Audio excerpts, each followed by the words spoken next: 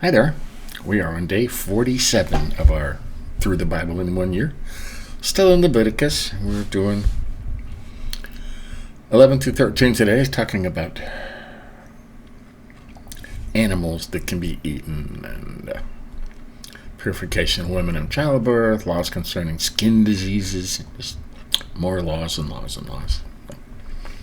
Now let's get into it. Let's shrink down a little bit here so we can see more. There we go. The Lord gave Moses and Aaron the following regulations. For the people of Israel, you may eat any land animal that has divided hooves and that also chews the cud. But you must not eat camels, rock badgers, or rabbits. We eat rabbits a lot now. These must be considered unclean.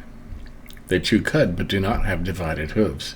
Do not eat pigs. They must be considered unclean. They have divided hooves, but do not chew the cud. Do not eat these animals or even touch their dead bodies. They are unclean.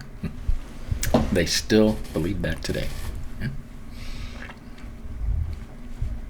Now we know later on,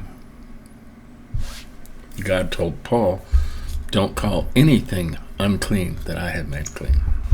And he said, eat everything when God wanted to bring us Gentiles into his family.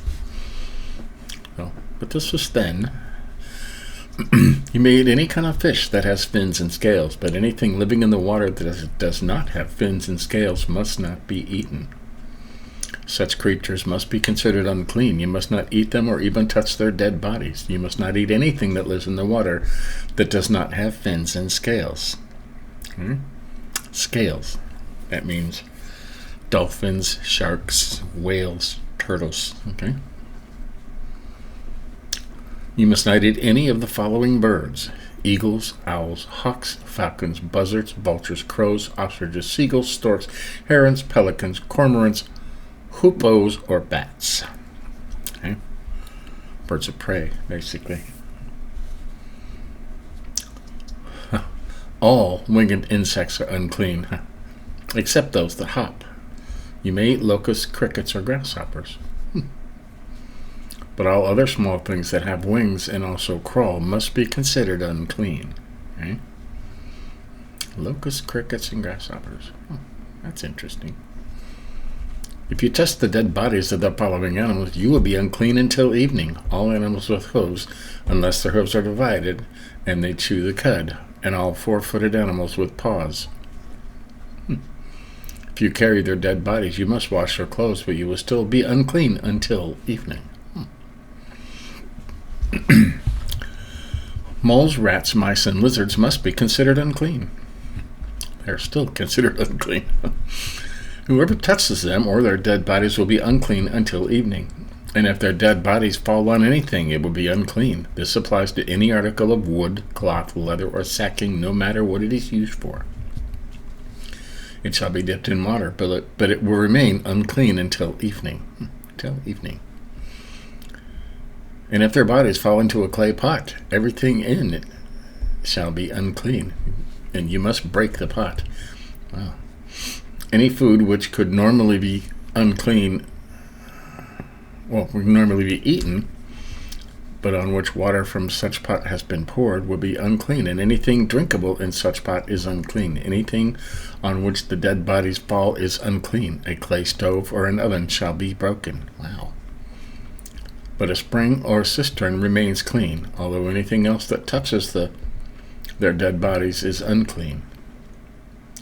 If one of them falls on a seed that is going to be planted, the seed remains clean. But if the seed is soaking in water and one of them falls in it, the seed is unclean. Wow, such details, huh? If any animal that may be eaten dies, anyone who touches it will be unclean until evening. If any of you eat any part of the animal, you must wash your clothes, but you will still be unclean until evening. Any of you who carry the dead body must wash your clothes, but you will still be unclean until evening. Well, I kept the diseases away, huh? You must not eat any of the small animals that move on the ground, whether they crawl or walk on four legs or have many legs.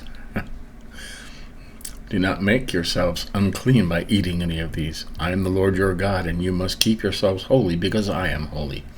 I am the Lord who brought you out of Egypt, so that I could be your God. You must be holy, because I am holy. Right? This, then, is a law about animals and birds, about everything that lives in the water and everything that moves on the ground. You must be careful to distinguish between what is ritually clean and unclean, between animals that may be eaten and those that may not. Okay. That's a lot of details. The purification of women after childbirth. Well, here's something new. The Lord gave Moses the following regulations for the people of Israel.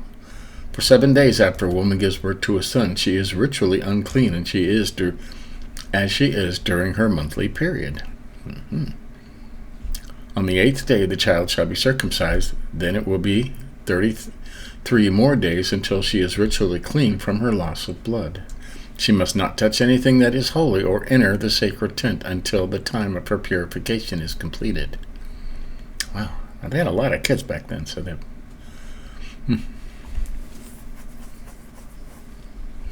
For 14 days after a woman gives birth to a daughter, she is ritually unclean, as she is during her monthly period. Then it will be 66 more days until she is ritually clean from her loss of blood. Wow.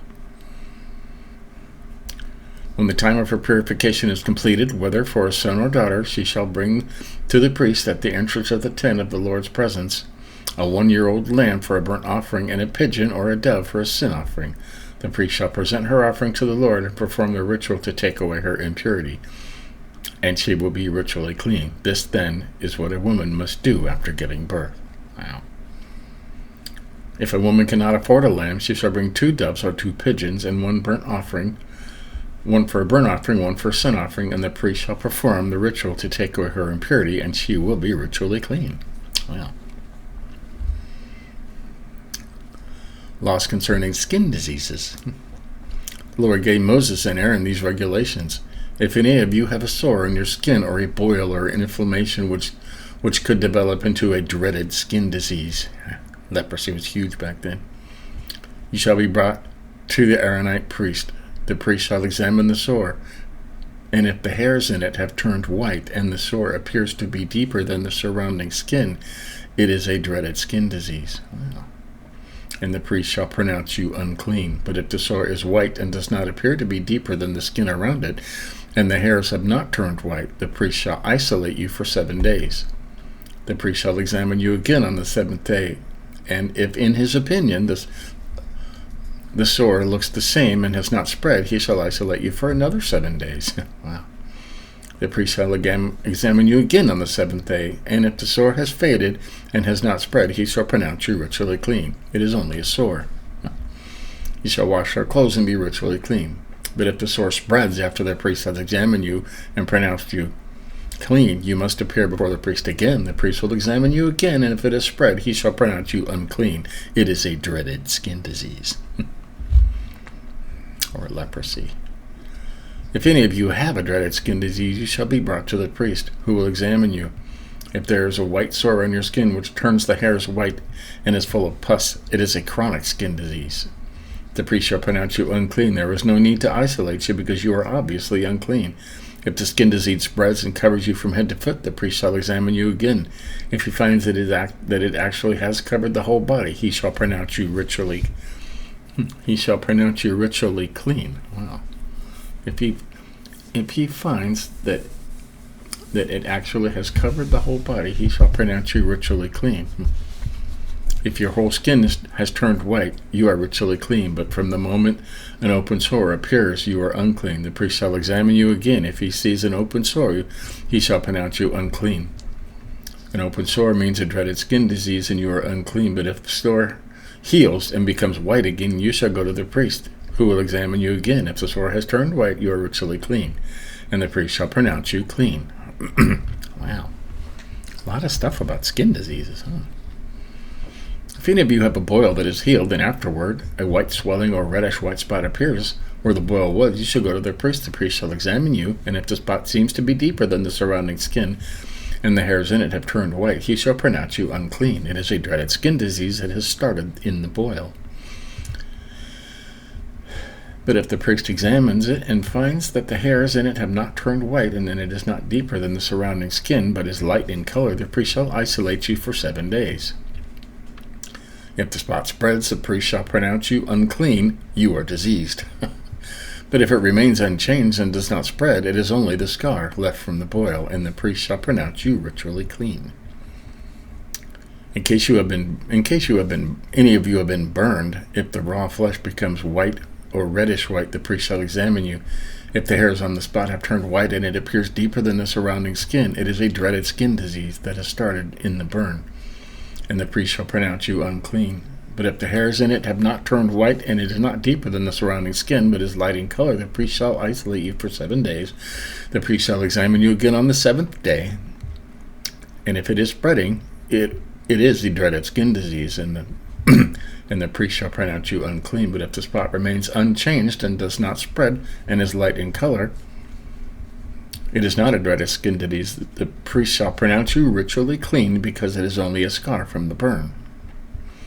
When any of you, male or female, have a sore on your head or chin, the priest shall examine it. If it seems to be deeper than the surrounding skin and the hairs in it are yellowish and thin, it is a dreaded skin disease and shall be pronounced unclean.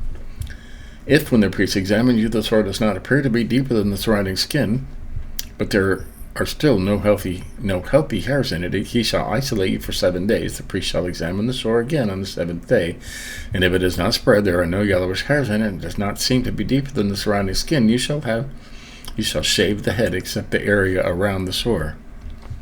The priest shall then isolate you for another 7 days. On the 7th day, the priest shall again examine the sore, and if it is not spread and does not seem to be deeper than the surrounding skin, he shall pronounce you ritually clean. You shall wash your clothes, and you will be clean. But if the sore spreads after you have been pronounced clean, the priest shall examine you again.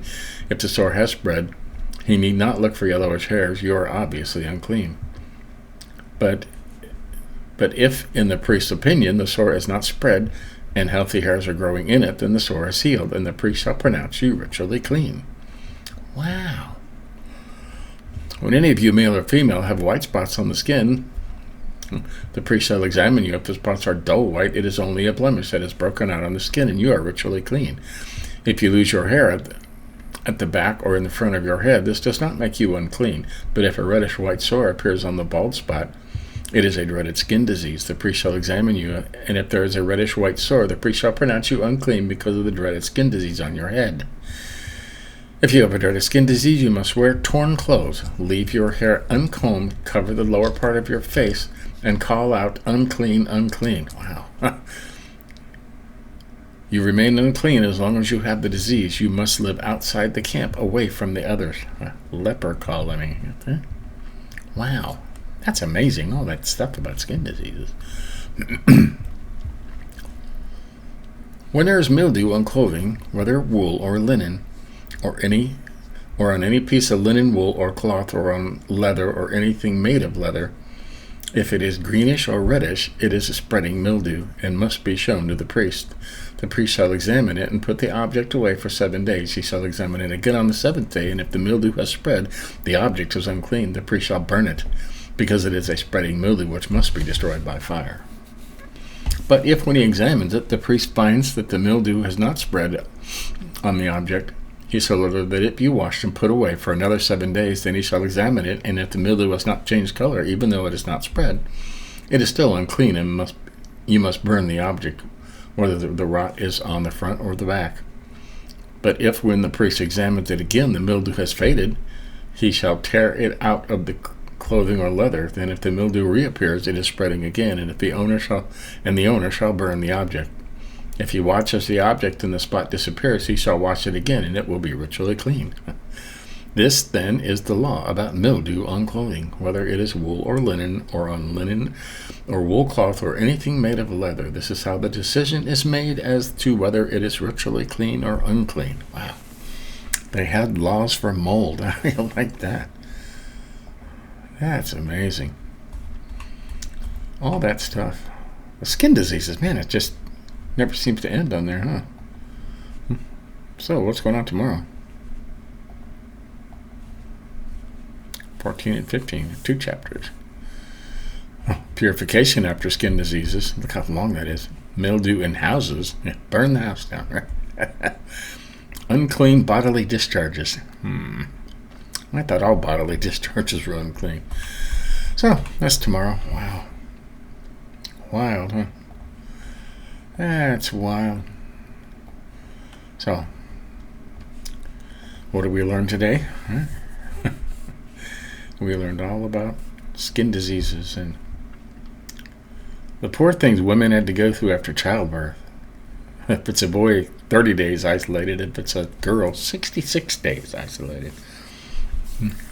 So I kept the men away from them, right?